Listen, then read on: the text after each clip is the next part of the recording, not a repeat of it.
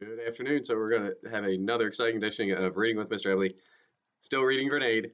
I will be reading pages 150 to 164, I think. So this chapter is called One Way Out. Hideki was so thirsty he tried to catch rainwater in his mouth, but it wasn't enough. He searched until he found a rivulet of running water in the darkness. The water was muddy and foul, and who knew where it came from and what was in it? But Hideki drank it anyway. He didn't know how far he'd wandered, or how long. All he knew was that his head still pounded, his stomach still growled, and Shuri Castle still stood.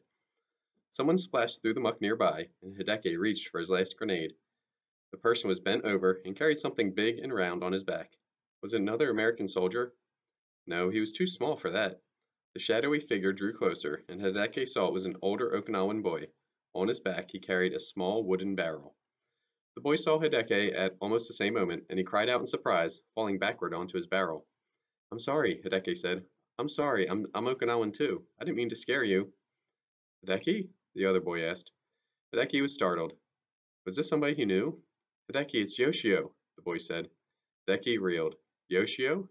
Yoshio was only a year older than him, but this boy looked like he was 10 years older. Yoshio's face was hollow and thin, with deep bags of sleeplessness under his eyes. Yoshio had changed so much in just a few weeks. With a sudden jolt, Hideki wondered if he had too. Yoshio splashed across the water toward him. Hideki flinched, expecting a punch, but Yoshio threw his arms around Hideki instead. Yoshio was hugging him? Hideki stood rigid, expecting a trick, but Yoshio just clapped him on the shoulders. Hideki, it's so good to see you. I thought you died when we attacked the Americans. I thought you were dead too, Hideki said. Yoshio smiled like they were the best of friends, like Yoshio hadn't tormented him constantly for the past 4 years. What was going on here? What are you doing with that barrel? Hideki asked him. Getting water for my family. Hideki, I found my mother and sister. Can you believe it? It was incredible, yes, but Hideki had found his own father too. It's a small island, after all. But the mention of Yoshio's mother and sister made Hideki's heart ache for his dead mother and brother. For a moment, he was lost in a vision of them in the dark, treading water, trying not to slip under the waves, till Yoshio's voice brought him back to the present. We're hiding in a cave nearby. Do you need a dry place to sleep? Yoshio asked. Help me fill this barrel, and I'll take you back there. Hideki was still wary of Yoshio's friendliness, but he helped the boy lug the water barrel back to the cave where his family was hiding. He and Yoshio were met at the entrance by an Okinawan woman and a little girl, Yoshio's mother and sister, and the elderly man and woman who helped them haul the barrel inside. There were more Okinawans deeper inside the cave too. From the reek of human excrement and sweat, Hideki guessed that most of them hadn't left the cave since the battle began. Even so, Hideki was relieved to finally be out of the rain and among his own people. But as his eyes adjusted to the darkness of the cave, he saw something that turned his empty stomach. There's a Japanese soldier here too. Hideki took a step backward toward the entrance to the cave, but Yoshio was too fast for him. This is my friend Hideki from school, Yoshio told everyone. He put arm around Hideki and gave him a playful squeeze. Friend? Since when were they friends? I was just helping Yoshio bring the barrel back, Hideki explained. He backed away from Yoshio. I won't take up any of your space. No, the Japanese cried. He ran to block Hideki's way out of the cave. You can't go. It's not safe. There are Americans everywhere. There was a nervous twitch in his cheek, and his hands shook like he was freezing. He peered nervously through the cave's small entrance. Did anyone follow you back? He demanded, his eyes big.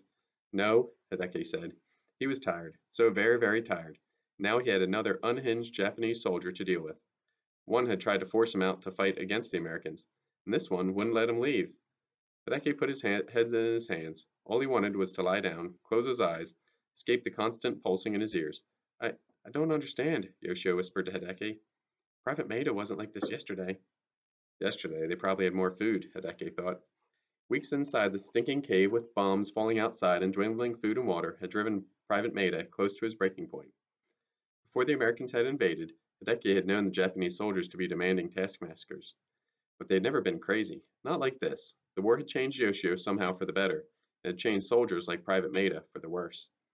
Hideki watched Private Maida eye the door warily, and wondered how long it would be until the soldier turned that suspicious look on the Okinawans.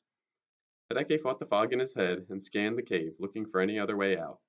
The only one he could see was through the front entrance, past Private Maida.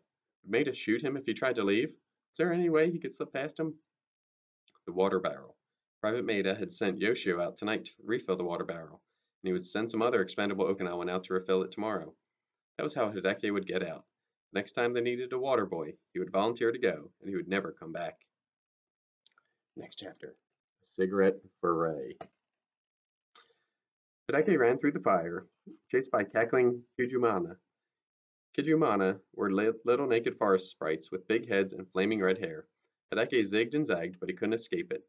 Then the pine tree loomed up ahead. Again and again there was nowhere to turn. Hideki knew what was coming, what waited for him around the other side of that pine tree, but he couldn't stop, and suddenly there he was, the American soldier, Ray. Hideki barreled into him, and then the dream exploded with the force of a grenade. Ah, no, no, I'm sorry, Hideki cried. He shot straight up, his chest tight, his face covered in sweat. The others in the cave around him woke up, grumbling, and then turned over to go back to sleep. Keep that boy quiet or I'll make him quiet, Private Maida hissed from his guard post at the front of the cave. Hideki ran a hand over his face. He had a fever, he was sure of it, and he shivered even though he was burning up inside. Here, my dear, an old Okinawan woman whispered, making him jump. The woman's face was wrinkled, and she wore a matching blue bashufu kimono and kerchief. She had brought Hideki a cup of dirty water from the water barrel he and Yoshio had carried back to the cave. As Hideki nodded his thanks and took the cup from the kind old lady, he noticed the backs of her hands. They were tattooed with hajichi. Hajichi were indigo tattoos Okinawan women had once worn on the backs of their hands to mark important events in their lives. The Japanese government had banned hajichi long before Hideki was born. Some old women still had them. Hideki caught glimpses of a circle and square that represented a wound spool of thread and a sewing box, arrows that marked the days her daughters left home to start families of their own, and little stars for when her grandchildren had been born. Then the old woman's hands disappeared inside the sleeves of her kimono. Did you have a nightmare? The old woman asked. She spoke Okinawan, not Japanese. I was being chased by Kijumana, Hideki whispered. The old woman nodded. There are many Kijumana about these days. Their homes in the banyan trees are all destroyed. They usually hate the smell of farts, though, so I don't know what they're doing in this stinky cave. She was trying to cheer him up, but Hideki's despair went deeper than fart jokes. It's pretty deep despair. He avoided her eyes and stared into the dark water in his cup. There's something more, though, isn't it? The old woman asked. Hideki could still feel the weight of it in his chest. I killed a man, an American soldier, and I think he's haunting me. I've been seeing things, hearing things. The old woman looked at Hideki this way and that, as though trying to spot a spider that was crawling on him. No, there's no Yake. You have the American's Maboy on you. Hideki gave a start. He carried Ray's Maboy? How did she know? But then Hideki remembered his grandmother, back when she was alive, helping Hideki find his own Maboy every day after he'd lost it playing outside. Maybe he had to be older to see it. I thought you could only carry the Maboy of an ancestor, Hideki said. Oh no, said the woman. A person's Maboy can come loose when something shocking happens. Sometimes a Maboy is simply lost and you can find it again. Sometimes it attaches itself to someone else. Was his death a particularly frightful one? Hideki saw himself running into Ray, knocking him down, fumbling for his grenade, throwing it. Yes, Hideki said. His heart sank.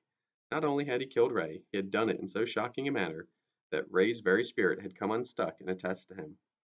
No wonder he'd felt haunted. It wasn't just Shigetomo's Maboy that was competing with Hideki's soul. It was Ray's, too. Can you help me get rid of it? Hideki asked the old woman. She shook her head. For that, you need a Yuta. Kimiko, Hideki thought. He was already going to find his sister, now he was even more eager to reach her. He could just clear this fog from his head and get past Private Maida and his rifle. Then he could help Kimiko and Kimiko could help him. But it might be days before he found her, weeks, if she was still alive. Maybe I can do it myself, Hideki said. Kimiko had taught Hideki how to perform the ceremony to try to appease Shigetomo's Maboy. Shigetomo's spirit had proven too stubborn to go away with just a ritual, but maybe it would work with Ray's. Hideki remembered the words, but he didn't have incense. No, wait, he did have something. He dug in Ray's pack and pulled out matches and cigarettes. He could light the cigarettes and use them as incense. And they had even belonged to the dead soldier. That had to help. Hideki lit one of the cigarettes and fanned it until a trickle of smoke rose from it. In something like a fever dream, Hideki closed his eyes and began to speak to Ray's Maboy. I'm sorry, Ray, Hideki said. I didn't know what I was doing. I was afraid. My fear turned me into a monster. The trick was for Hideki and Ray to come to some sort of understanding about what had happened, to resolve whatever issues Ray's Maboy still had with the way he died. Hideki felt a chill when he opened his eyes. He thought he could almost see the American standing there in front of him in the smoke. Ray? Hideki whispered. What's that smell? Private Maida's angry voice broke the spell. The scent of burning tobacco had drawn him to the back of the cave. The private waved away the smoke and picked up the cigarette, ruining everything. This is an American cigarette. Where'd you get this? Maida demanded. He tossed the cigarette on the floor and snatched up Ray's pack. This is an American pack. Are you a spy? What? No, Hideki said. I took it off a soldier I killed. The others in the cave awoke to the yelling. Hideki heard them murmuring and stirring around him. The boy's just trying to appease the spirit of the man who died, the old woman told the soldier. She said it in Okinawan, though, not Japanese, and it threw the soldier into a rage. You were told to speak only Japanese, Maida yelled. Anyone who doesn't speak Japanese is the enemy. She's an old lady who doesn't speak Japanese, Hideki tried to explain. She was just telling you what I was doing with cigarettes. But the private wasn't listening. What are you trying to hide? He yelled at the old woman. He yanked her up by the arm, and her kimono fell away from her hands. When the soldier saw her markings, his eyes went wide. These tattoos, they're forbidden. You are Okinawan spies, both of you.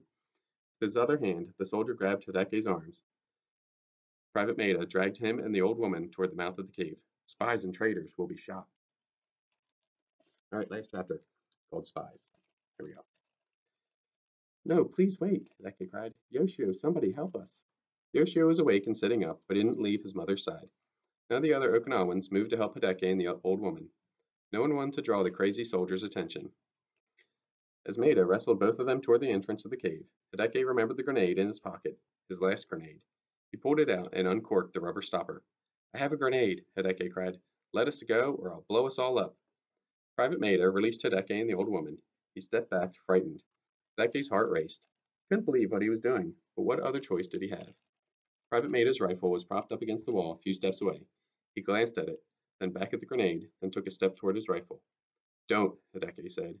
He brought the fuse in the cap closer like he was about to light the grenade, and Maida froze. We're not spies, Hideki tried to explain again. I took those cigarettes. From a dead American soldier. The blood was thundering in his aching head, and he was having trouble putting words together, remembering how to speak Japanese. I'm in the Blood and Iron Student Corps, Hideki told Private Maida. I was just trying to get rid of the Moboi of the man I killed. What's a Moboi? I don't even know what that means, the soldier yelled. What's happening? The old woman asked Hideki in Okinawan. Why he's angry with us? Spies, Maida cried again. Anyone who speaks Okinawan is a spy. Hideki knew that there was nothing he would say that would satisfy the private.